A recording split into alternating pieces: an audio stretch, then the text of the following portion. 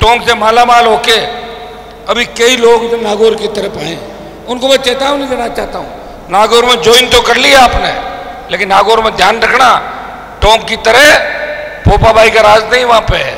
जो पोपा भाई का राज है वहां मैं बैठा हूं, या तो वहां जेल में जाना पड़ता है और या बर्खास्त होकर घर जाना पड़ता है। दो ही जगह है वहां पे। ये मेरे जो भाई पुलिस के और कुछ लोग वहां गए टोंक के, एक बार अपना सारा चेकअप करवा के उसके बाद नागौर के थाने तहसील और जहां भी ज्वाइन करे, ज्वाइन करने से पहले ध्यान रखना, चुनाव आ रहे हैं, मेरे राडार पे रहोगे, मेरी निगरानी पे रहोगे, खा के चले भी गए तो वापिस निकलवा दूंगा जितना खाया। इस बात का ध्यान रखना आप सब लोग। मुझे बड़ी पीड़ा हुई कि सरकार ने कह दिया बरसात हो गई, प्रशासन ने कहते नदी नहीं खोदोगे, नदी को 20 फुट 30 फुट तक खोद दिया, ड्रोन सर्वे हुआ, इनके खिलाफ एफआईआर लॉन्च हुई, रिया में मुकदमा दर्ज हुए, बाड़मेर में मुकदमा दर्ज हुए, बद्री का जो मेन माफिया है उसका पार्टनर है, उसके खिलाफ ये हत्या का मुकदमा दर्ज हुआ। मैं आपको विश्वास दिलाता हूं, बद्री माफिया छोटा आदमी नहीं है, लेकिन हमसे बड़ा भी नहीं है। लोकतंत्र के अंदर अगर सबसे बड़ी ताकत है वो जनता की ताकत है, और हनुमान बेनीवाल जनता की ताकत से जीत के लोकसभा के अंदर गया है, पार्टी बना के इस देश में संदेश दिया। और तो और आप अखबार के अंदर ये भी पढ़ते होंगे कि एनडीए भी पीछे घूम रही है और यूपीए भी पीछे घूम रही है, लेकिन मैं दोनों के साथ नहीं हूं, अकेला लड़ाई लड़ रहा हूं। ये चीज भी आप लोगों ने देखी होगी। भाइयों, गठबंधन जनता के विश्वास के साथ आप धोखा नहीं करेंगे। जो कमिटमेंट आपके बीच किया उस कमिटमेंट को पूरा करने का प्रयास करेंगे। मुझे अच्छी तरह याद है कि वसुंधरा के समय 16 के अंदर, यहाँ जाकिर भाई भी बैठे होंगे और लोग भी बैठे होंगे, 16 के अंदर किस तरह निर्दोष किसान के बेटों को, जिस समाज की वसुंधरा अपने आप को बहू कहती थी, उस समाज के बच्चों को रावला घड़साना और 16 के अंदर पानी की मांग कर बच्चों को गोलियों से भून दिया। याद करो भाइयों, वही वसुंधरा है और वही भारतीय जनता पार्टी है। मैं धन्यवाद दूंगा टोंक के मेरे नौजवानों को, ये डरते नहीं है, ये मैंने देख लिया। उसमें नदी में बैठा था रात भर, अरे हमसे तो ज्यादा महिलाएं मजबूत है कि हजारों की तादाद के अंदर मातृ शक्ति वहां बैठी थी कि शंकर के परिवार को न्याय जब तक नहीं मिलेगा हम यहां से नहीं जाएंगे। भाइयों, अगर लड़ाई लड़ना सीखें तो टोंक से लड़ना सीखना चाहिए लोगों को। हो सकता कि यहाँ के नेता कमजोर हो गए, यहाँ के नेताओं को दीमक चाट गई, यहाँ के नेता खोखले हो गए, बातें बड़ी बड़ी करते थे, बातें मुख्यमंत्री की करते थे, और हमें अगले पड़ाव की तैयारी करनी है। क्योंकि बजरी को लेके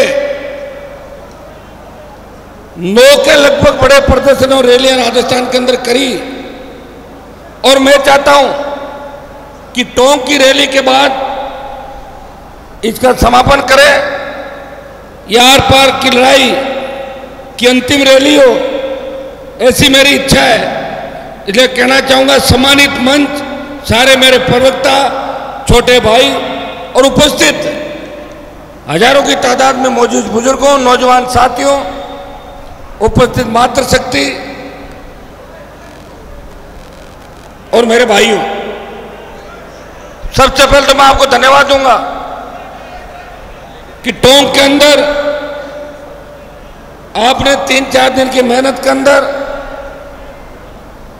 ऐतिहासिक कार्यक्रम का आयोजन किया, और मुझे पूरा भरोसा था कि टोंक की रैली ऐतिहासिक होगी।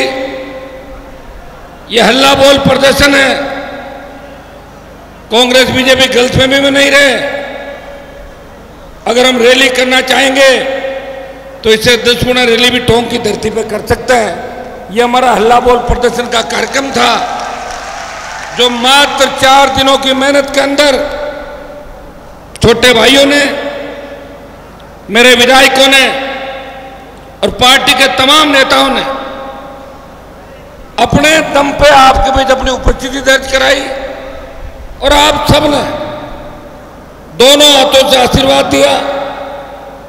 क्योंकि 17 जून को रैली होनी थी, लेकिन बिपरजोय की वजह से मुझे आपकी चिंता थी। रैली से ज़्यादा मेरे लिए आपकी जान माल और सुरक्षा ज़्यादा जरूरी है, इसलिए मैंने उस रैली को स्थगित किया था।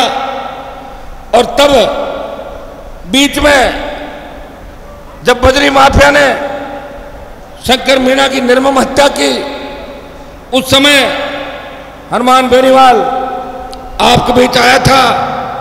शंकर का भाई पिंटू अभी मेरे साथ ही था, लगातार मेरे संपर्क में।